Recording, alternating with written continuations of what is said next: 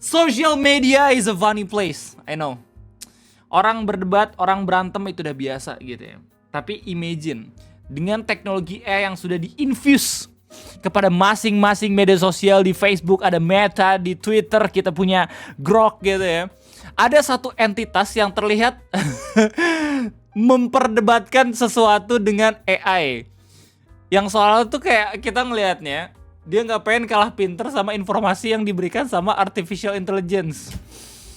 Dan gue bakal kasih lihat ke lu semua tentang sebuah replyan dari TXT Tata Kota The Urbanizine, di mana ada akun Twitter namanya Om Hasbi yang dia mencoba ingin meng-cross-check informasi yang diberikan sama TXT Tata Kota apakah benar atau salah. Tapi ternyata benar, namun diperdebatkan sama dia sendiri.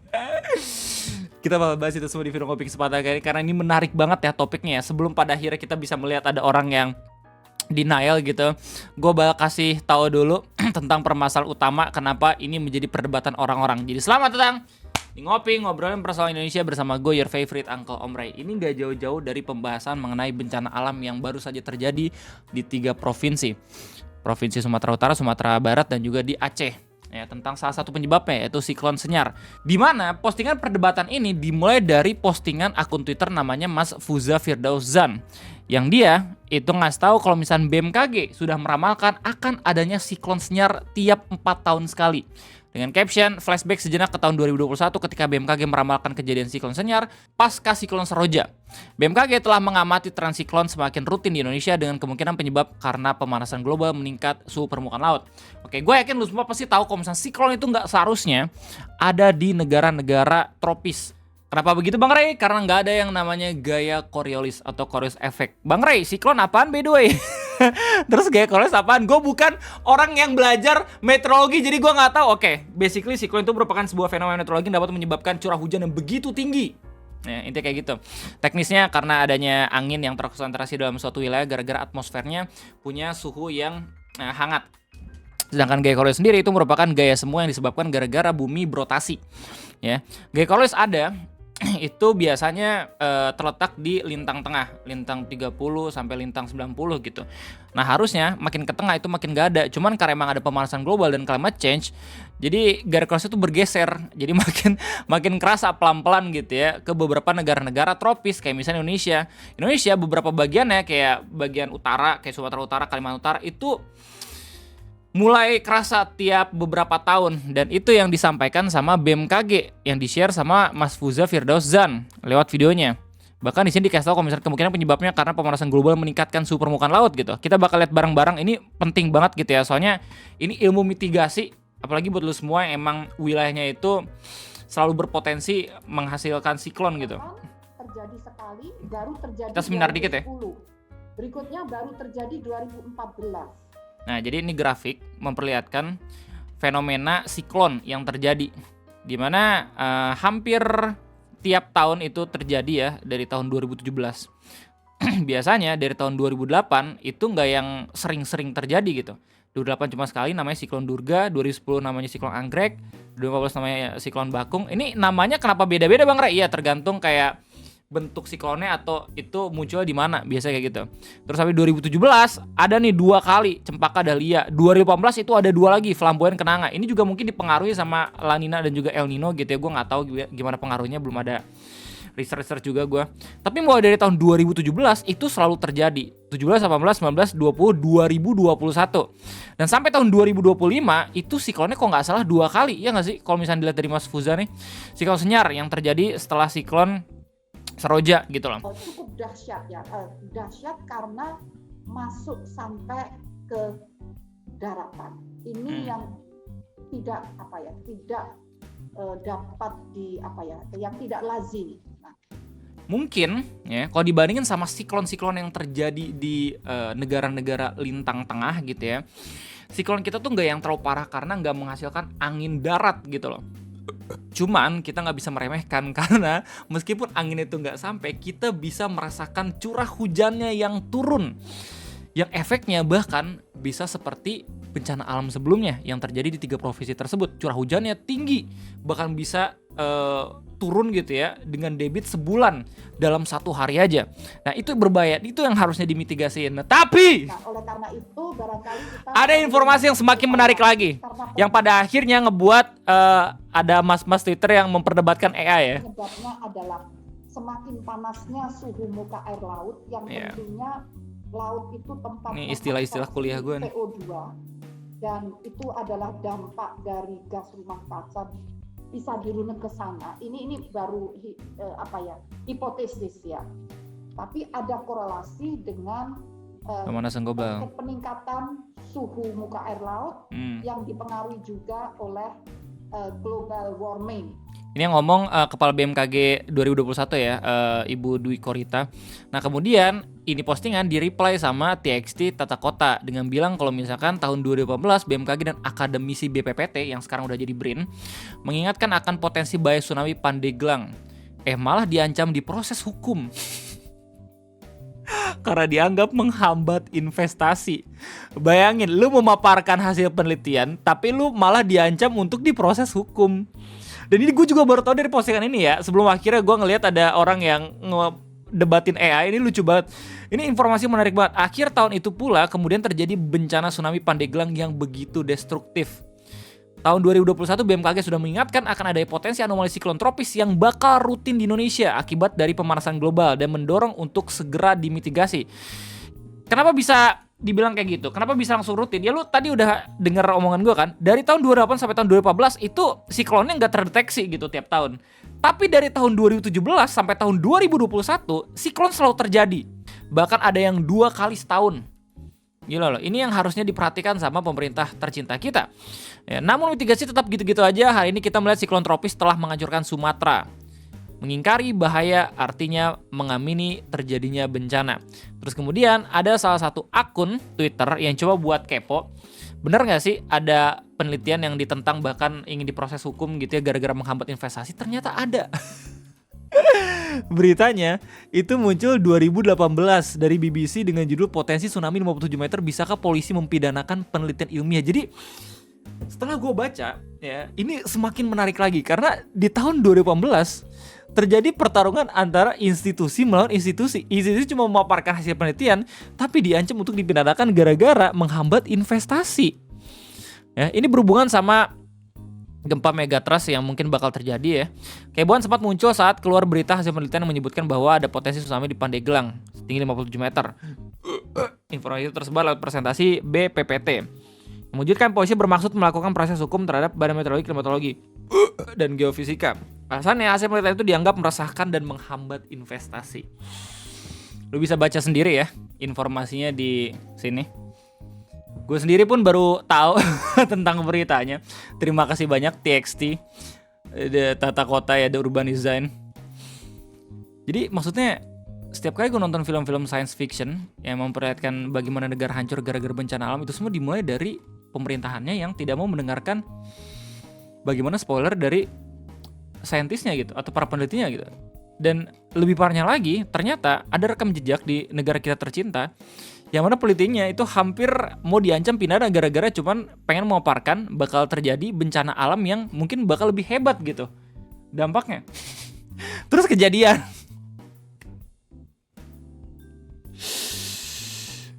Gimana ya? Gue mau sedikit ngasih impresi terkait dua institusi ini.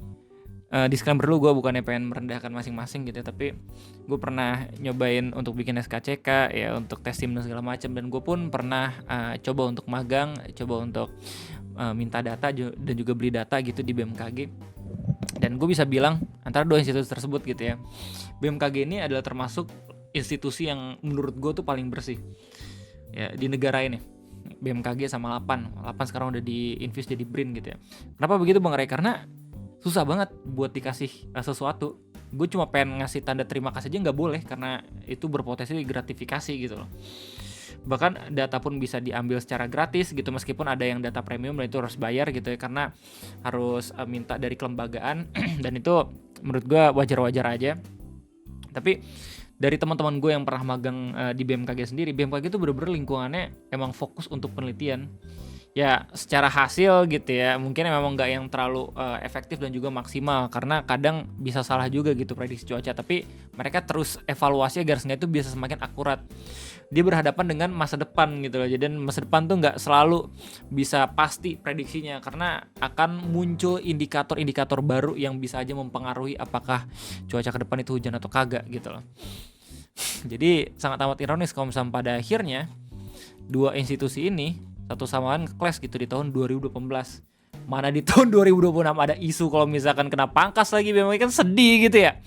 Jadi makin gak bisa gerak leluasa lagi gitu untuk melakukan penelitian. Anyway, dari berita ini, ya, dari fakta yang dipaparkan sama TXT Tata Kota, ternyata ada satu entitas yang mencoba untuk meng-cross check apakah informasi tersebut benar atau salah. Namanya Mas Hasbi. Dicoba buat nanya ke Grok apakah ini benar. Dijawab sama Grok, ini klaim utamanya benar.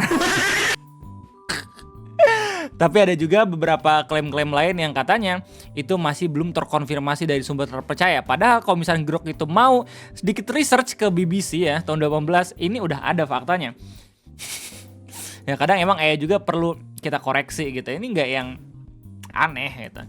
Tapi karena Grok bilang benar ya, Mas Hasbi masih mempertanyakan dan juga justru ngerespon jawabannya dengan bilang gak becus, BMKG menghabiskan triliunan tapi udah berdeteksi itu aja gak bisa. Pemanasan global ini pernah terjadi gak di masa prasejarah? Spoiler, pernah. Terus kata Grok, BMKG sebenarnya mendeteksi dan memperingatkan siklon Senyar sejak bibitnya 95B. Kata Grok, chills bang, chills, gak usah pakai caption, BMKG udah prediksi kok. Dengan himbauan siaga cuaca ekstrem di Aceh Sumut, anggaran BMKG udah sekitar 1,78 triliun. Sempat dipotong 50%, tapi ditambah lagi. Pemanasan global pernah terjadi di masa prasejarah seperti periode Eocene akibat faktor alami, tapi yang sekarang didorong aktivitas manusia gitu. Dibantah sama AI kan, dibalas lagi sama Hasbi. Cuma himbauan doang. Bisa-bisanya 2 triliun dibayar cuma hasil himbauan. Halah, di masa prasejarah aja udah terjadi, padahal gak ada faktor manusia modern. Berarti bukan karena ulah manusia faktor utama, tapi karena faktor alam aja gak. Padahal kalau misalnya dia baca baik-baik, ini udah dibalas tuh sama AI kayak ini faktor alami, tapi kalau yang sekarang didorong aktivitas manusia. Ditanya lagi. Lu kalau misalnya ke guru ditempeleng anjir. Terus 2 triliunan cuma himbauan dong. Ya kan emang pada dasarnya BMKG bertugas dan juga berfungsi untuk meneliti gitu ya. Bagaimana penanganan langsung itu kan ada lembaga lagi gitu. BNPB ya, belum lagi TNI dan juga Polri pun haturan itu bisa ikut ngebantuin kolaborasi sama BMKG agar seenggaknya tuh mitigasi bisa berjalan dengan lancar gitu loh. Ini loh kalau misalkan apa-apa langsung nanya AI gitu, tanpa baca sumbernya dulu. Jadi kelihatan bodoh gitu. Astagfirullahaladzim. Sebenarnya kepo kayak gini gak apa-apa gitu ya. Tapi masanya lu kepo dan denial sama hasil yang juga dikeluarkan sama AI gitu loh. Padahal lu sendiri dari awal itu percaya banget gitu ya, langsung nanya ke AI men. Kenapa gak langsung googling aja kalau misalnya emang pengen tahu jawaban lu itu sesuai. Dibahas lagi sama Grok, BMKG bukan cuma kasih imbauan. Mereka pantau siklon Senyar sejak 21 November, keluarin peringatan dini gelombang tinggi, banjir longsor Aceh Sumut, dan prediksi intensitasnya. Anggaran 1,78 dipakai buat monitoring satelit dan lain-lain. Tapi mitigasi bencana butuh kerjasama pemerintah daerah juga. Nah itu maksud gue. Soal pemanasan global, iya pernah terjadi alami di masa prasejarah, tapi yang sekarang 99% ilmuwan sepakat utamanya karena aktivitas manusia. Sumber IPCC, NASA, dan EPA. Terus dibahas, ini egonya kesentil sama AI anjir. Kenapa pemerintah daerah lelet gak cepat tanggap? Kenapa di masa prasejarah ada tapi gak disalahkan manusia? Kan emang gak ada manusianya bang. Stop. Apakah ilmuwan otaknya dangkal? Yang otaknya Gue kembali lagi dengan sangat amat sabar, bilang kayak pemerintah dia sering lambat tanggap bencana karena faktor seperti keterbatasan sumber daya. Ya karena emang pusat militernya pun itu nggak yang selalu ada di setiap daerah gitu. Kadang berfokus sama daerah-daerah tertentu aja kayak di Bogor, terus habis itu di Jakarta ya. Ya emang harus butuh koordinasi dari pusat kan.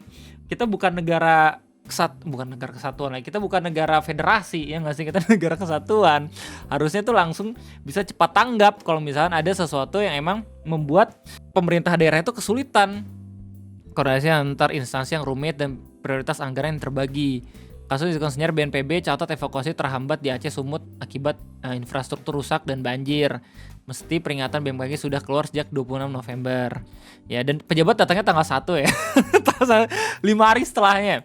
Pemanasan global prasejarah misal eogen disebabkan faktor alami seperti vulkanisme dan perubahan orbit bumi. Bukan manusia karena belum ada aktivitas industri. Ilmuwan dasarkan kesimpulan pada bukti ilmiah kuat dari IPCC dan NASA, bukan dangkal. Mereka analisis data dari ribuan tahun gitu.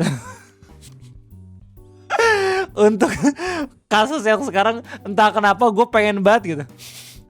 Pengen ada di site-nya AI. Sorry ya para artis atau ilustrator, tapi di sini kayaknya kita butuh mendukung AI gitu dalam mencerdaskan bangsa ya. Astagfirullahaladzim, Hasbi yang ngebalas lagi. Berarti BNPB bekerja ketika udah terjadi musibah. Waladah. Kan BNPB kan Badan Penanggulangan Bencana ya. Astagfirullahaladzim. Logika dangkal gak sih? Di masa prasejarah hidup tradisional tetap aja ada itu, tapi gak disalahkan manusia.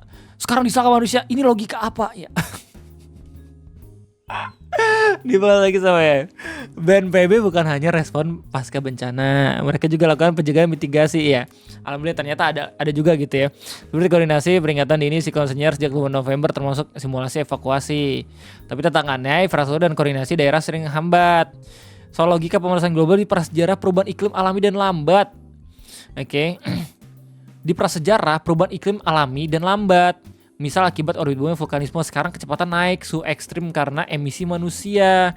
Didukung data, bukan dangkal, tapi berdasarkan bukti ilmiah. Dibalas lagi. Anjir.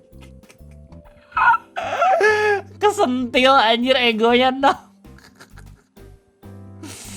Ya ampun, ini lucu banget, astagfirullah. Aduh, mana sih tadi? Dibahas lagi. Bukti ilmiah itu tafsiran dari orang-orang yang menemukan sesuatu hal berdasarkan pandangan yang pastinya itu bukan kepastian kan? Karena bisa terbantahkan jika ada penemuan baru. Kenapa bisa pasrah kalau zaman prasejarah itu karena alam? Tetapi kenapa kalau terjadi sekarang bukan karena alam? Ya kan ini lu ngejawab pertanyaan lu sendiri aja. Kan lu sendiri yang bilang bukti ilmiah itu tafsirnya orang-orang yang menemukan suatu hal berdasarkan pandangan yang pasti itu bukan kepastian kan? Bisa terbantahkan jika ada penemuan yang baru. Itu udah menjawab pertanyaan lu sendiri. AI ngebales lagi dengan sabar. Bener. Ilmu pengetahuan bersifat tentatif. Ya, tentatif itu sementara dan bisa berubah. Dengan bukti baru itu kekuatannya. Tapi konsensus saat ini ya dari lembaga-lembaga penelitian dan juga pengamatan didasarkan pada data kuat. Pemanasan sekarang lebih cepat daripada prasejarah, utamanya karena emisi CO2 manusia bukan siklus alam aja. Prasejarah perubahan lambat akibat orbit bumi atau vulkanisme. Sekarang bukti isotop karbon tunjukkan aktivitas industri gitu. Udah dikasih tau nih sumbernya. Dibahas lagi. Logika kocak gak sih? Masa prasejarah alam, masa sekarang bukan alam?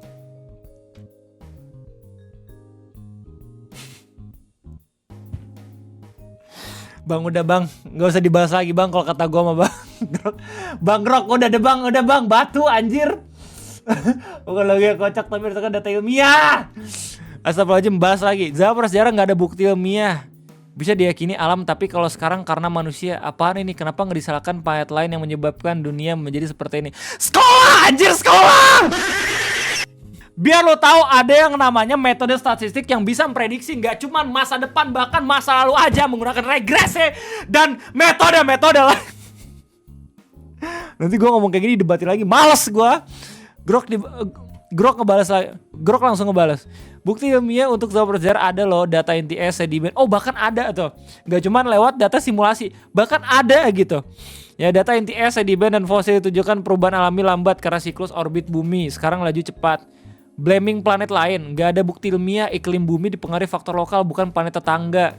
Gak ada bukti ilmiah atau belum ada manusia yang meneliti karena peneliti hanya bisa menyalahkan diri sendiri manusia bukan faktor lain gak sih? Ya Allah. Ini orang tuanya siapa sih? Sumpah dah. pengen gue ajak ngopi, terus habis itu pengen gue kasih tahu gitu, ini anaknya malu-maluin nama keluarga men. Goblok anjing, berantem sendiri sama Grok. Malu kejeblokan alami. Ya udah dah, buset, lu bisa sendiri respon. Lucu banget. Intinya itu aja yang bisa gue sampaikan terkait adanya sedikit mengenai pelajaran siklon Senyar ya, dan juga siklon Seroja. Apa yang menyebabkan salah satu bencana alam terbesar di negara kita sekarang itu terjadi, dan bagaimana kecerdasan buatan melawan kegoblokan natural itu bisa lo lihat di Twitter. Well, gue gak pernah bosen sama bagaimana media sosial di Indonesia gitu ya. Jangan lupa tanggapannya di kolom komentar. Jangan lupa share. Gue undur diri, terima kasih banyak. Sampai jumpa lagi di next video ngopi. Bye-bye.